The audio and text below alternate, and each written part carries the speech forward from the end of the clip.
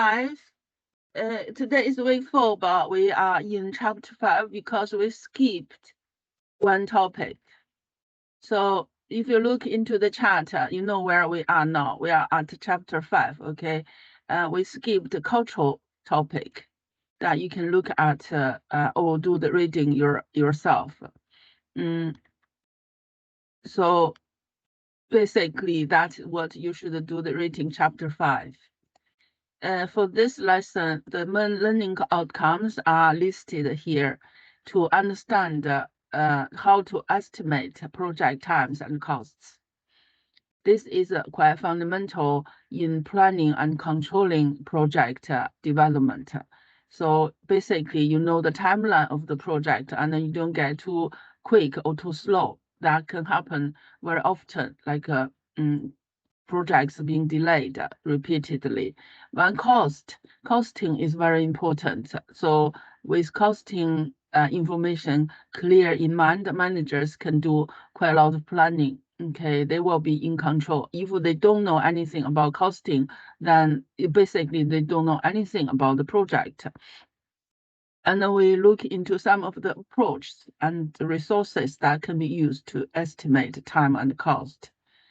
Some advantages and disadvantages of different approaches. Two major approaches could be described as top-down and bottom-up, like two directions in estimating the cost and the time, okay? And we will get into the details later. Also, differentiate different kind of costs. That can be something very important for project managers to know. There may be some financiers or accountants working on very detailed information, but for managers, they need to be quite familiar with some key terms, and they can read some key numbers as well. Then to estimate precisely the cost of a project, then they need to know what the costs are about. Understand the challenge when estimating mega projects.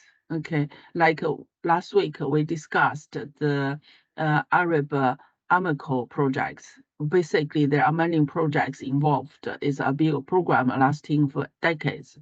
So how those kind of mega projects need to be estimated in terms of the understanding of the cost and time.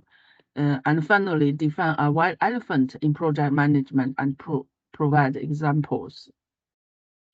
So these are learning outcomes. In the chapter, there are different topics in the book that you could read about. Okay, this information are all in the textbook. Before we dive into the detailed discussion, we can have a quick look at this video. I'll share with you.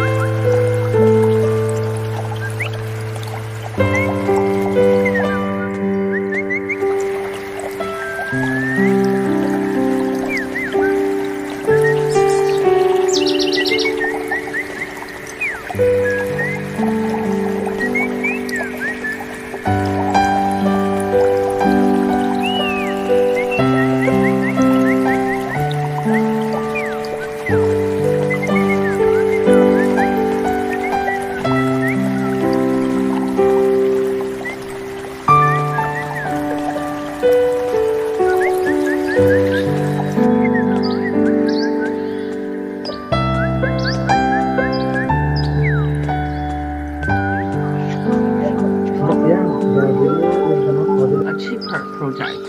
So that's the behavioral aspect of project managers' capacity. Okay, so there are a lot of problems associated with estimating.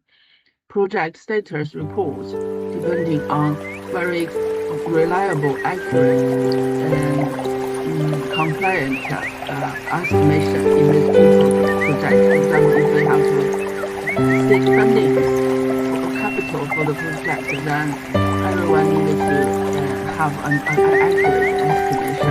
Then if they have to mobilize people from other departments, then they need to know how long the project could last. Okay, those things need to be accurate. Regrettably, such detailed data gathering is not always possible, especially when the project is starting, okay, in practical. So some approaches need to be considered in order, for example, mitigate some of the risks and uncertainties in order to obtain accurate information. I have one question. What is estimating about? What is estimating?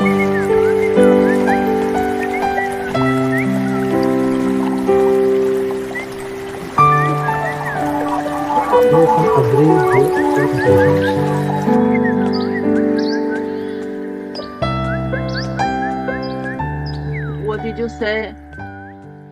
It's about it's a process of forecasting.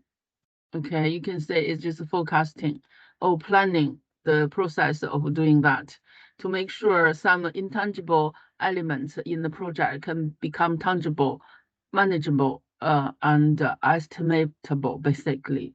Okay, so when it's forecasting, people need to balance quite a lot of conditions like resource constraints, time constraints, and then need to balance trade-off, etc. Such as finishing on time or finishing it to the top quality. Okay. So that's about estimating. And also there are different types of estimating. There are two types in bigger categories. One is called top-down. So it's kind of a macro level estimates. Normally would have a group consensus from top management. They might give the lower level people some directions, or it might be discussed in the top management as a group. Okay, so that's top-down macro level estimates. There's another one, it's a bottom-up. You can call it a micro level estimate. Basically, it's based on estimations of lower level elements and work breakdown system, and then estimate individual elements, their costs or their time consumption, and then integrate all the different elements estimation into a bigger picture. Okay, so it's like fitting the puzzle. You got all the smaller pictures, and you need to find out what is the when they are putting together, what is the big picture about. Okay, so opposite to top down. But there are different pros and cons in these two techniques. So in the video, we looked into this question. So estimating time and cost are very important because that could determine the project's failure and success, basically. Okay, relating to resource allocation, funding issues, talent issues. Okay, the progress of the whole project, the feasibility of projects rely on an accurate understanding of the time and cost of the project. Why is estimating time and cost is important? Because it's important. Their estimates are needed to support good decisions, to schedule the work, and determine the costs. Okay, allocate to different sectors or to different sections, and also determine whether the project is worthwhile or not. There are also financial considerations. Some of the projects might need a long time without making any profit, and then business need to look into the possibility that if they could offer to continue that project without making profit or making any sale for a certain period of time, and then to control the direction of the project development. So that's the importance of doing these two estimations. I also have another question. What other factors do you think can affect the quality of the estimation? Hello. Yeah. Do you want to answer? Maybe I think it's the wrong information for the estimate, so make a wrong decision, right? Wrong date collected, wrong information. Okay, that can affect the estimation. That's one point quite useful. So basically, for example, sometimes people do a survey or research before they deploy the project. Then if they haven't done the research properly, then they would get a very wrong impression about all the details. That can make a bad decision or bad estimation. Uh, so there are a couple of elements that can affect overall the planning horizon could affect, for example, estimate of a current event. Uh, it will be very easy. So if you are planning something very close to what is going to take place, happening, then it can be quite easy. But if it's planning for next year, remember I used the holiday example. So if you're planning for next year's holiday, it can be quite difficult because there will be a lot of uncertainties involved, including, for example, the different holiday schedules for your family member, okay, or your work-related work schedules. Those can be quite uncertain. Then it will be quite hard. But if you want to plan for just next month, then you are pretty certain what are the holidays about for different people in your family. So that's one reason. And the project complexity can determine how good an estimation is. If a project is very complex, involving hundreds of elements into consideration, then that's not easy to estimate. And people can determine. So if people are experienced, people have done similar things before, then it might be quite easy.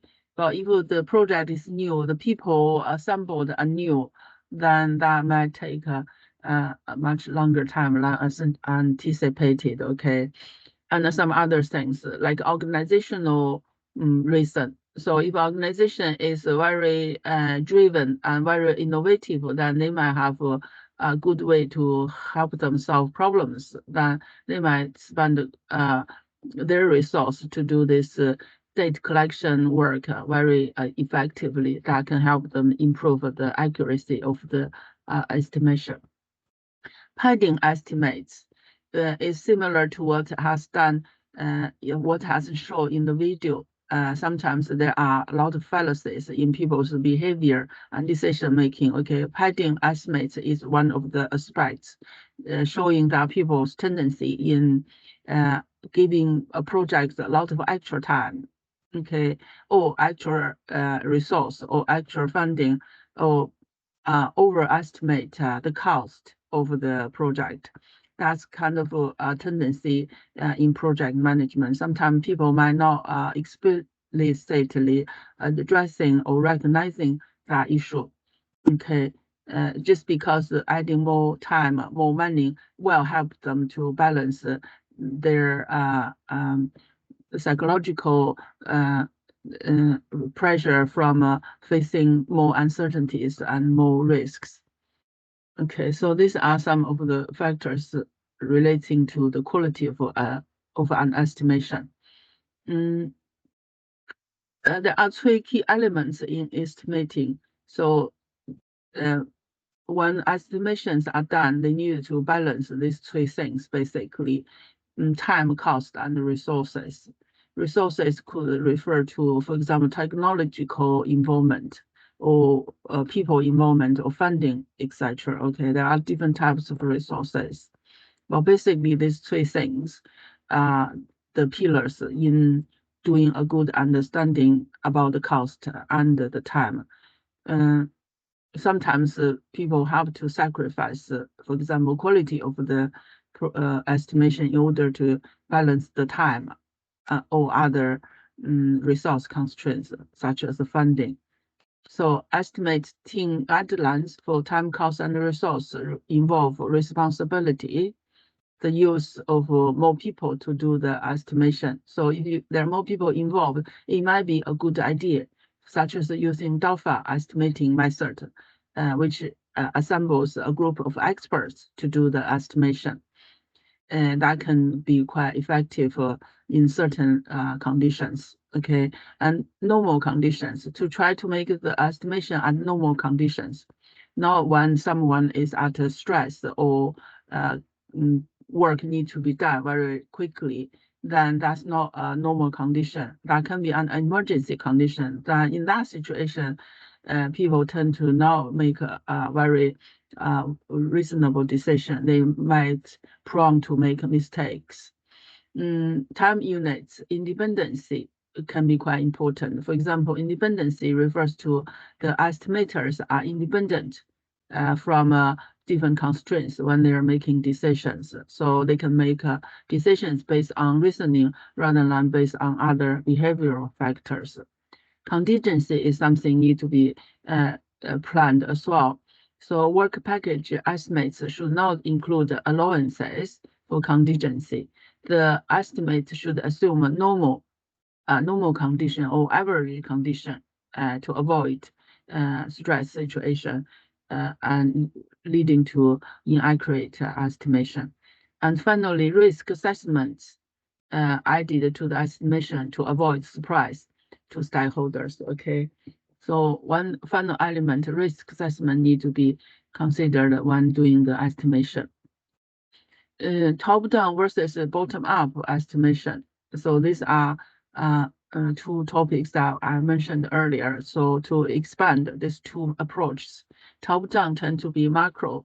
However, top-down tend to be by senior, maybe a group of experts or senior managers, and then will be given as order or instruction to the lower level of practitioners.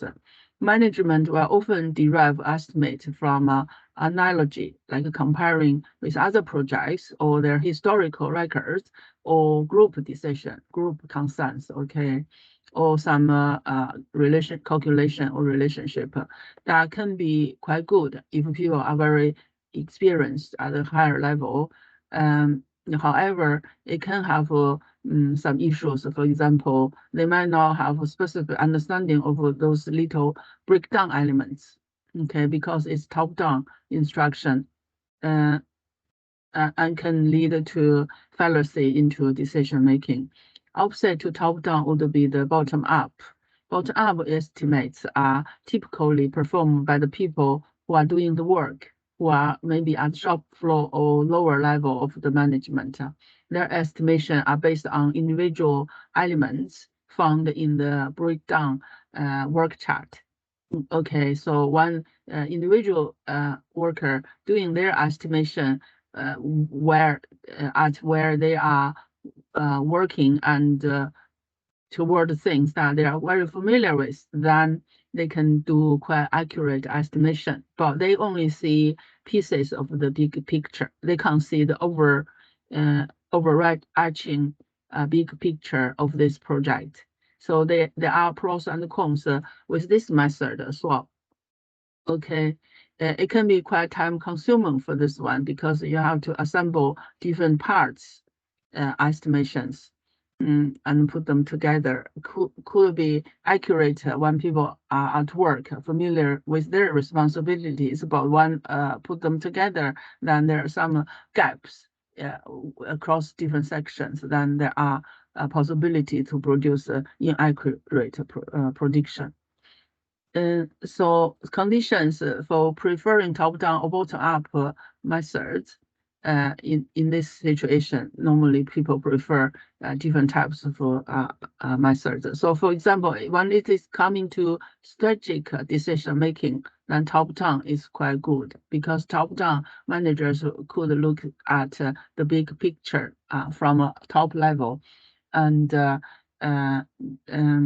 is looking into the future a little bit. So they need to be much more strategic rather than micromanagement, looking into the small parts. Also, one is very uncertain. Okay, while one is very uncertain, then top down can be a good way to get out, because then at the end of the day they have to make a decision. Okay, if they don't have a lot of accurate estimation, and then sometimes they just have to follow some expert views or top down instruction. But on the other hand, when it comes to accurate cost and time, very important, as well as fixed price contract, and then details for customers in that certain situations that bottom up can be considered. The preferred approach in defining the project. So there's no clear-cut method, okay, as this table illustrated. It depends on what kind of estimate need to be done and what are the resources a company or a project has. Then they can, based on those information, to decide which one is the most preferred one, or maybe more effective one. Okay, sometimes have to reconcile quite a lot of differences in these two approaches. In terms of the method, so greatly they are different in their principles, but they're also different in the specific method that need to be used in making those estimations. For example, top-down approaches would have this list on the left side of approaches, such as the consensus method or ratio method. Okay, so they may have a big figure of the cost, then they can give different ratios of the cost to different sections. Apportion method as well, slightly different from a ratio, but in the similar way, using mathematical a proportion in order to distribute the cost and the time as well. A learning curve method. While on the other hand, the bottom-up approach uses template method, hierarchic procedure applied to specific tasks, and range estimation. Okay, we look into some of the key methods here. So apportion method, basically, as this chart illustrates, if a total project cost has been quite certain, then they can look into departments and what kind of job different department would share, allocate the cost, basically. So in this case, it looks like a test and program place could have quite a lot of work. Then they have the biggest shares of the total project cost. And it's further break down into smaller parts using the VBS framework. So different sectors would have some subsectors and to share the total cost. Another method is the simplified basic function point count. So there are quite a lot of different input and outputs. Then, based on the priority of the project and also deliverable aspects of the different parts, then they can allocate different costs and time as well. So this is another specific method. Function point count method here is a example. Okay, you can look at this is the chart that based on the input and output importance levels of importance and different costs and time allocation are distributed. And when it comes to bottom-up approach, there are some methods. For example, range estimating template. So different work section are coded here using this Excel file, and the low, average, or high priority are given to each section. So it's very bottom-up because every small cross section or breakdown sections are very clearly identified, and the risk level are identified individually as well. So based on this different criteria, managers can allocate the total costs as well as the time to individual elements. This is a hybrid phase estimating. So by dividing a project into different sections by different phases, then they can estimate each section by phrase, the importance of time as well as cost that they should engage with. Okay, so some need to be quite detailed, some need to be at macro level, some should be at micro level. So based on those criteria, these two criteria that cost and time could be allocated. So just to summarize the two approaches, their pros and cons. For top-down estimate, they normally use one is come for strategic decision making, resource capacity planning. Then preparation cost could be quite lower than the other one. Actually, quicker, maybe quicker, simpler, and most cost effective to use this approach for the organization. Okay. However, when it comes to the accuracy, so it's minus 20 and plus 60. So relatively speaking, I think the other one is much more accurate. So this one may be less costly. The top-down one may be less costly, but the bottom-up one might be more accurate. Okay, that can be this is a generalized number, but in real project management situation, then there are many factors considered, particularly when it comes to like really real big projects. In terms of method, there are different methods that are used for these two types of estimation. Levels of details. The levels of detail in the breakdown one can be quite detailed actually, because it's possible to look into different individual elements, and estimation can be based on very good information, historical information, and the people's experience, so they can be quite accurate.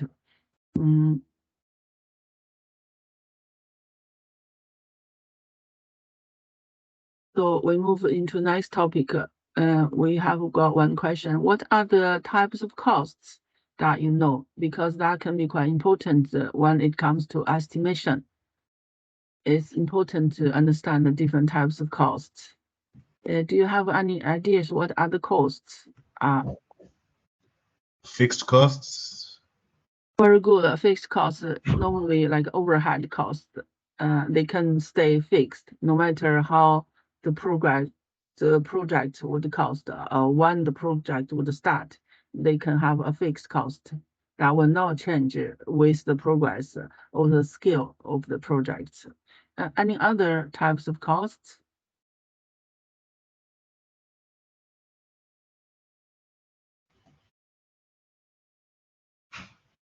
Variable costs. Variable cost is opposite to the fixed cost. Okay, basically it will change. So if the projects go ahead, starts to produce outcomes, either it's a product or a service, then that cost might be associated with the production. So if the project doing something, have an operation, they would incur the cost. Otherwise, they would not incur the cost. That can be quite good. So that can help estimate how many they have to produce. Okay. However, that can be something helping organization to do their planning. But both types of cost are important. Okay, so for example, someone has to do the administrative work. If they don't, then they may be not enough the project might not move quickly enough. Okay, you might need some engineering work or project manager. Okay, project manager might be put into the place to manage the project, even though the project might not happening. You have to pay the fixed cost to employ such a person to oversee all those things, and this is very necessary. Okay, and in last week's Amico case study, remember they set up a risk assessment as well as project management team. So it looks like maybe not directly relates to the production or the operation, but those departments are very important. Okay, they can engage some of the fixed costs. So, but it's very important to have a clear understanding what other costs tapes are. So that will help to produce a reliable and accurate estimation.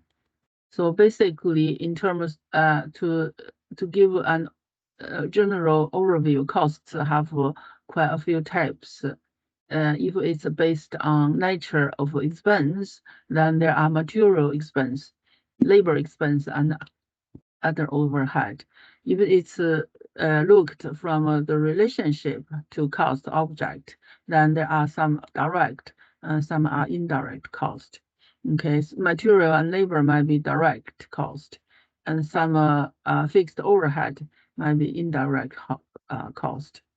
So, and based on function, cost can be categorized into production, administration, finance, marketing, R&D, etc. Okay, so these are some of the types of costs. Maybe for project manager, doesn't need to be accurately understanding the differentiation of these different types of costs, but when managers reading financial estimation or reporting, or financial report, they need to understand some of the key jargons here. So with this understanding, we can look into the cost estimation. So contract bid summary cost normally would incur those kind of things. This is a very simplified cost summary. So direct cost, indirect, direct overhead. Okay, something not COGs, not cost of sale, but cost of producing things, like machine hour. Okay, so machine can be overhead, but overall can connect to the production. These are direct costs, and also general and administration costs. They may be serving the production, but not directly not directly changing with the production, with the level of production. So they can be G&A overhead. And then after those costs are cleared, it's possible to anticipate the profitability of the project, and adding the 20% margin, then they can do the bidding. If they want to secure a contract, they can bid for the contract, adding a markup, basically. So this diagram shows the three views of cost. Some are a scheduled budget. Some are realistic actual cost, okay, which is the line on the top, the solid line. And the other ones are committed or scheduled. They can be, as we mentioned earlier, the fallacy or tendency of people when they are doing estimation, they can underestimate padding estimate here, okay. And so two of the estimations or budgeting are lower than the actual cost, okay, showing in this figure. Committed as well as the scheduled budget are all lower than the actual cost. Toward the middle part, that's high risk, but beginning and the end maybe moving closer to the estimation or scheduled budget. Refining estimate. When estimations are made, there are possibilities that they can be refined or changed or adjusted. That's showing in this figure as well. Some of the scheduled budget are being modified, so they are hopefully getting closer to what the real cost is. If a cost estimation needed to cover a very long period of time, then fine-tuning the estimation becomes quite important. Reasons for adjusting estimates include interaction costs are hidden in estimates. So there are a lot of hidden costs, okay? Interaction costs can be hidden. So once work starts, then estimators maybe start to look into a clearer picture what the costs are, okay? This happens in many situations in people's daily life for purchasing something or using a computer, for example. Only when they start to use it and they realize, oh, there are other hidden costs associated with this. If someone bought rent a house, rent a property, they might have to pay a deposit and then the rental fee, and then only when they move into the house, they could discover some hidden hidden costs. For example, they might have to pay the council tax. Okay, it might have been specified in the contract, but then quite a lot of small costs can only be discovered afterwards. Also, other problems that cause refining estimates, as we mentioned earlier, people were making decisions not under normal conditions, under pressures. Then there are a lot of maybe fallacies or mistakes, okay, or estimation. Then refine the turning of those estimates is required. And things can go wrong, or all projects would face a certain amount of risks, okay, to different extent, and can cause different levels of financial sacrifice or bring financial costs. Then that proves something have gone wrong. Then they have to re-estimate. This can happen very, very often as well. If you have any examples, you can share with us, okay? Also, people are overly optimistic, okay? People engage in strategic misrepresentation. This can be a misleading factor as well. Misrepresentation refers to, so if a manager felt he wants the project to go ahead, he might underestimate some of the costs. So, and reports to the decision makers and can affect their decision making because it's not very costly, then they can make a favorable decision to this manager. So that's kind of a strategic misrepresentation, okay? There are many other similar cases or similar approaches that one manager and decision makers' personal objectives do not align with each other, and manager can do sometimes things that can cause contradiction to the company's overall objective. Creating a database is an approach. Actually, it's quite a macro level. So, for example, IBM would have a very big database to estimate based on their previous examples or historical data. So all the companies, all the tech companies or manufacturing company, if they have good recording, they would take a good record about their historical views. Okay, here we have got some examples to improve estimation. The best way is to collect data, okay, from your competitors, from your past experience, or from past projects. that can help to support the current project development. Creating an estimation database is one of the best practice among leading project management organizations. Some organizations have large estimate department specifically doing this professional estimates.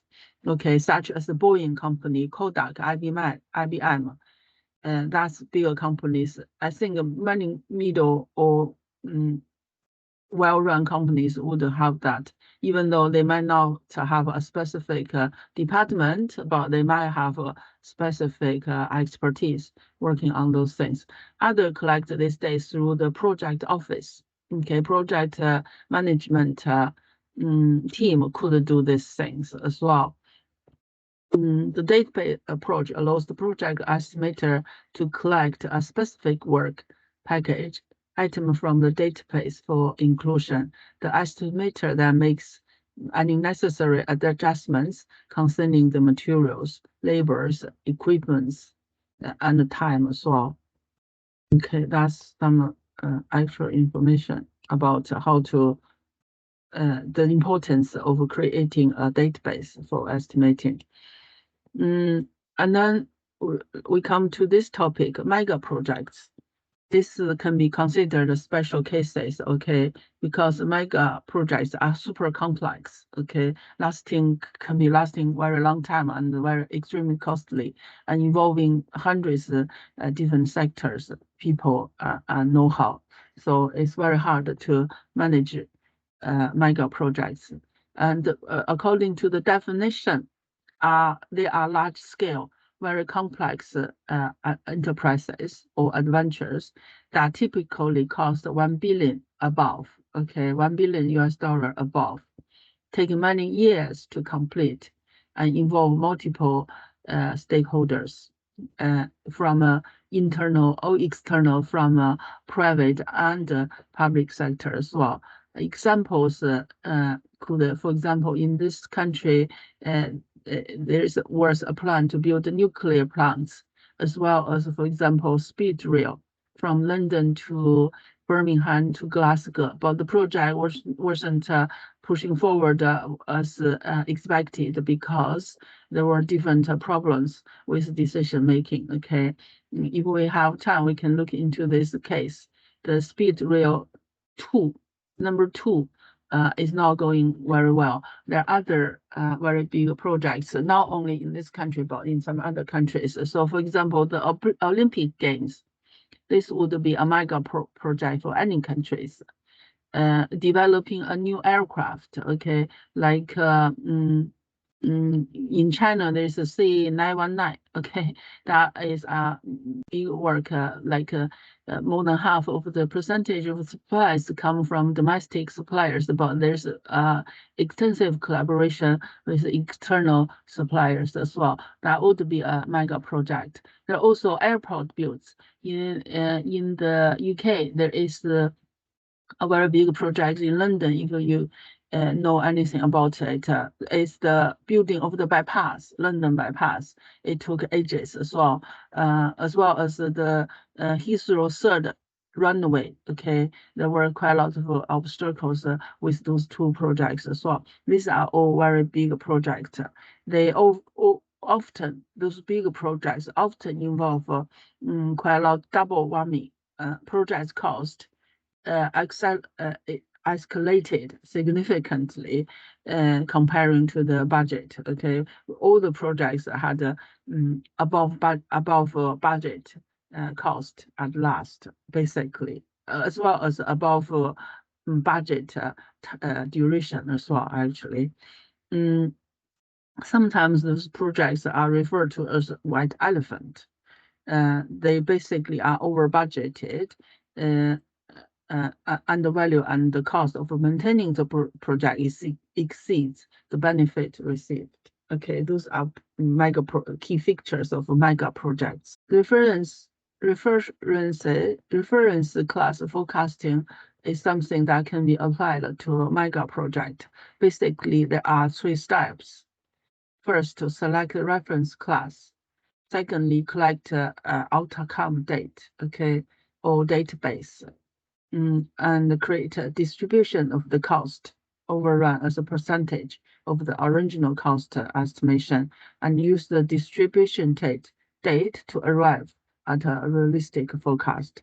Compare the original cost for the project with the class project. Basically, is benchmarking with other similar projects in the comparable period of time. Okay, if there anything over the budget, then they might have another estimation and distribute that estimation to the original budget in order to make a fine tuning in the estimation. The benefit of this method it try to mitigate human behavioral bias. So project management need to be as more scientific or empirical as possible, not too much estimation or too much forecasting that are based on unrealistic figures. Okay, so that's something RCF can do. There are also other benefits. For example, RCF serves as a reality check for funding large projects and help executives avoid unsound optimism and lead to improved accountability.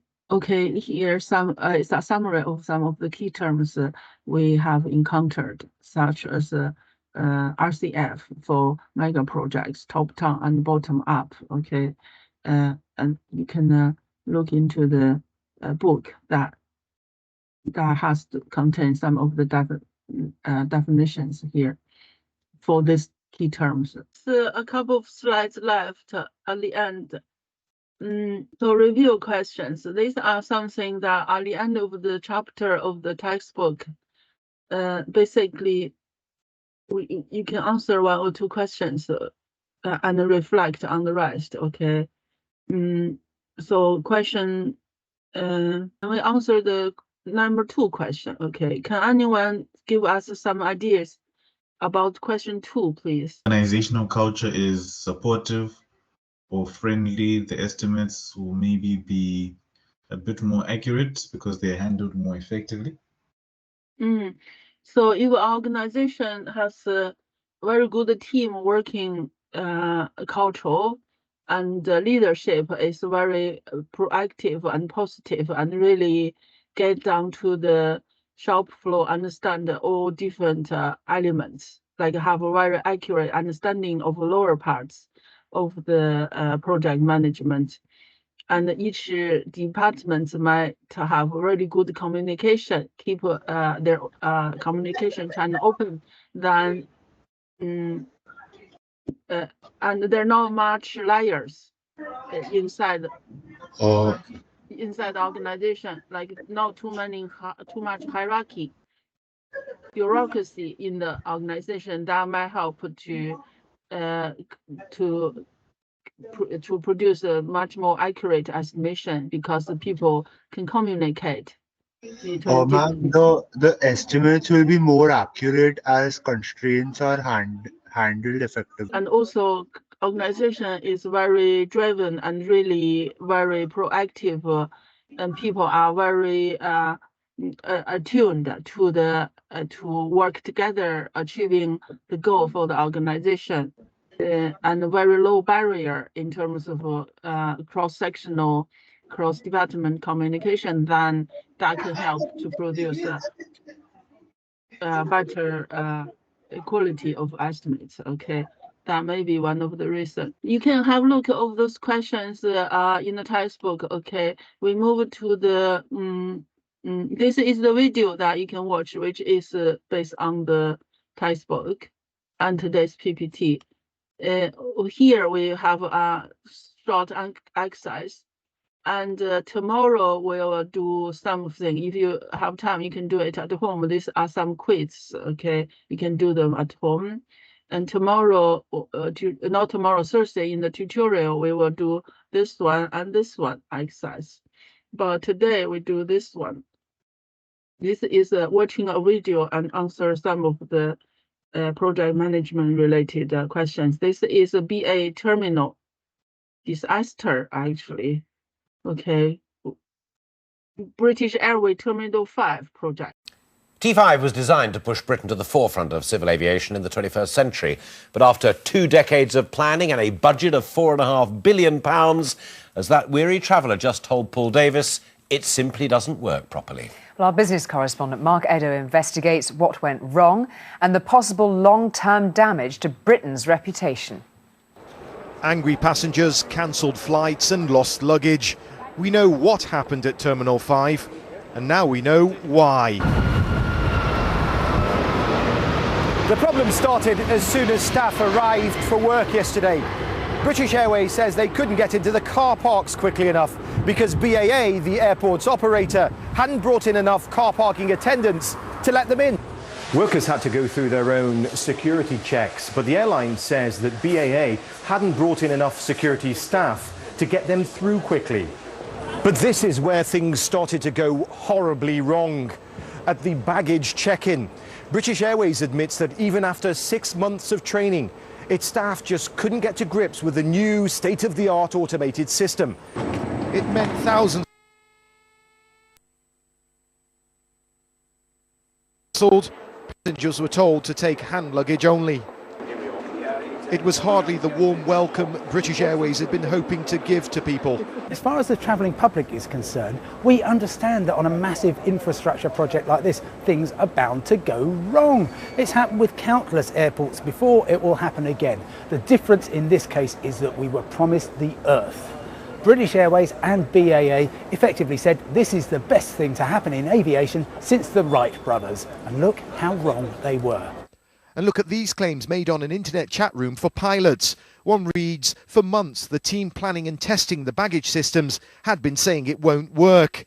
The baggage handlers identified system glitches during the trials, but their concerns were ignored. And it was only recently that we were taken over for a health and safety tour to find that some IDs did not function. This is Beijing's new airport, opened this month. Proof they can be built on time and without a hitch. So why did the UK's new gateway have such a disastrous debut? One of the things that clearly was needed was a degree of stress testing of the whole environment. That it shouldn't have been on the first morning, in the first hours, that things started to go wrong. And if it was an expense of, say, getting 10,000 people down here with baggage beforehand, to me that seems to be a price worth paying. A big question now is how badly has this hurt Britain's image? What it does, it reflects not just badly on the brand of British Airways, but it reflects abysmally on brand UK. That's you, that's me. Calm after the chaos. The long queues and the luggage may have gone away, but the damaged reputations remain. Mark Edo, ITV News at Heathrow's Terminal 5.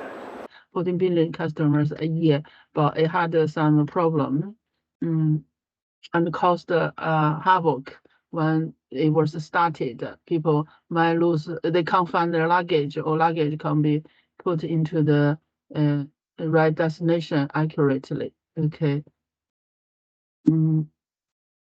So do you see any cause of this problem? Can you reflect on the discussion from the two people or the information from the video? Do you know what are the fundamental cause or reasons or different reasons of this problem? So on the day of the project, it wasn't operated as planned. They had to cancel like 34 flights and also suspended luggage check-in and caused havoc. So in 10 days time, 42,000 bags could not travel to their destinations, and over 500 flights were cancelled. Oh God, that's a big, that's a serious problem. So 4 months after opening, British Airways launched an advertisement campaign to repair that damage. Okay, because I think BA blame BAA, and BAA has other issues. So ultimately, what do you think the problem is?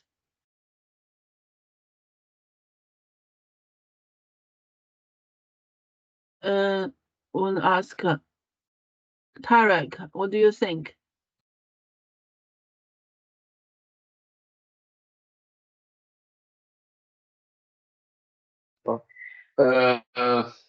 Which one? The BAA problem, the things we watched in the video.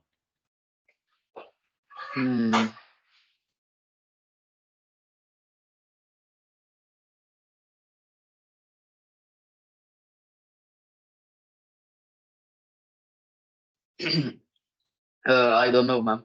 I need to read it more. Do you know what the case is about? Do you know the project? Okay, I found someone else. Sukibia, could you answer?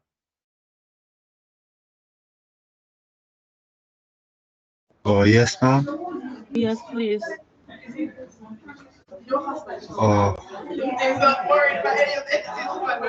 I don't know, ma'am. Okay.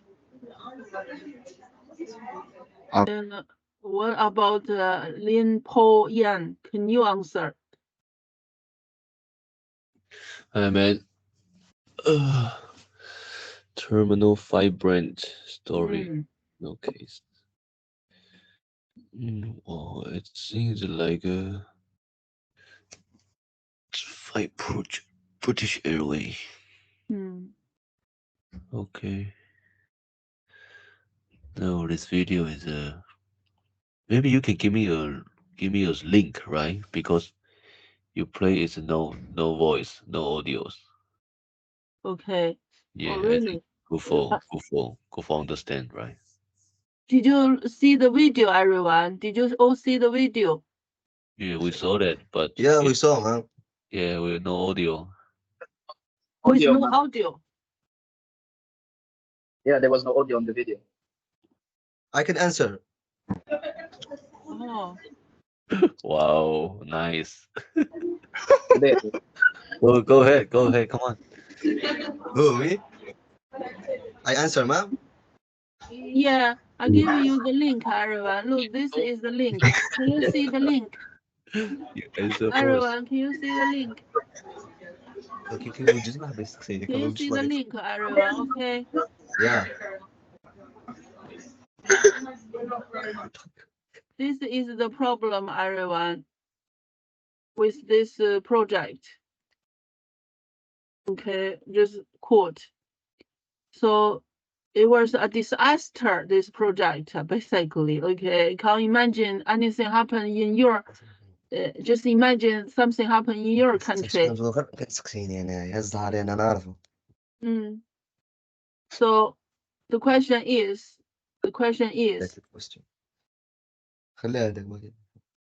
yeah, put the link here as well. Okay. Anyway, the question is, what do you think the problem is with this project? Why it goes so disastrously wrong? Lack of clear communication, ma'am, the first problem. Could be, yeah, I think the BA and the BAA, they're two different companies. BAA are the people managing the airport. Yeah. And BA is the airline company, and they are telling each other the other person's problem, the other party's problem. But actually, I think that's a sign, basically, that they do not recognize their own problem. Okay, even though the other problem has problem, the people themselves need to know that the other party could have those problems. Okay, for 4.3 billion project, and then they don't know other people can make mistakes that can cause their own problems. That's not a good project. Okay, ultimately, projects fail. Success or fail are project management's problem. Ultimately, okay, no matter. The poor planning also. Pardon? The poor planning of the project. Poor planning, yeah, they haven't prepared something like IT cut down or emergency situation. Okay, they planned for those things? And maybe from here we go back to this question, everyone. Remember, someone answered this question. Question 2. Okay, culture of organization. The culture of blaming other is a blaming culture. Not taking responsibility, okay? And this lead us back again. One project needs to be well planned, cost, timing, well estimated. Responsibility is important. Okay, here I show you the slide. People need to take responsibility. I found the slide for you.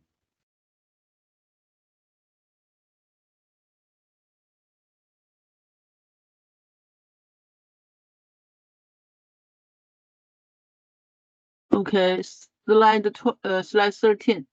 So how to make sure that planning is accurate and they are ready for the emergency and they have all the same risk factors assessed. Okay, those all included in this situation. So they needed to really assess the problems that when emergency situation happens, what they should do to respond. And people now taking responsibility in this culture about blaming each other, as well as maybe the estimation of how to handle the time, the sudden influx of passengers, as well as their luggage. And when there is an emergency, do they have a contingency approach to mitigate the potential risks and challenges? Okay, all this shows that they have not done really well, and causing this big picture, causing this big failure basically, and they have to use years even to repair this situation, because it's not only it's not financial loss, probably there may be some other issues. Someone commented in the video, it's brand Britain. Okay, if tourists come to visit Britain, that's their bad first impression about that country. So the key challenges could be just summarize, could be bad planning, management not take accountability, bad recovery policies, contingency arrangement.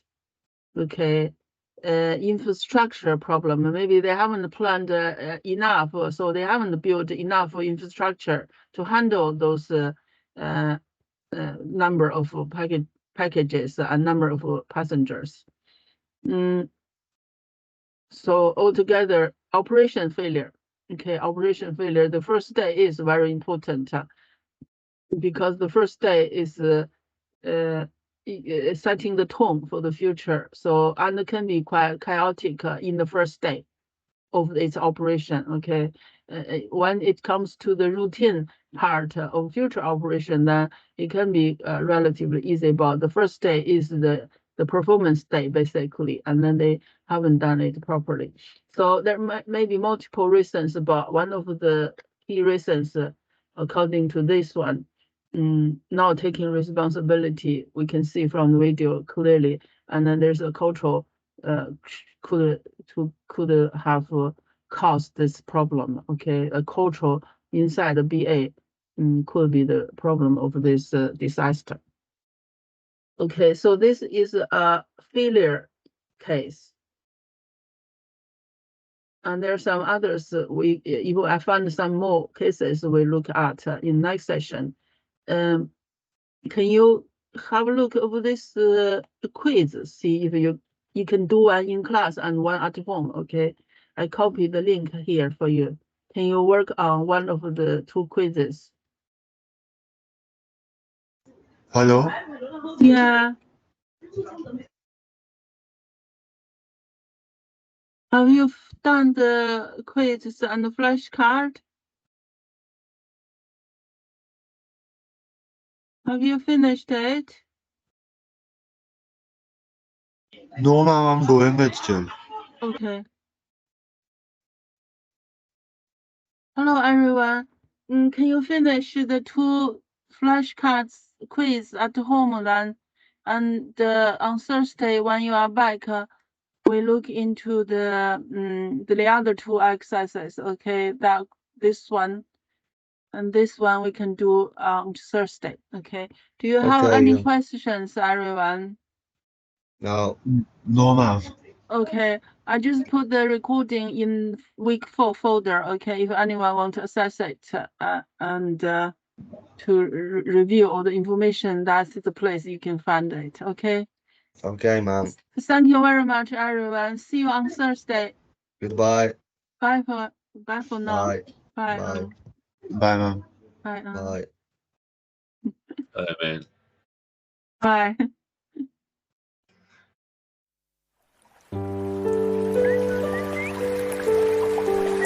Thank you.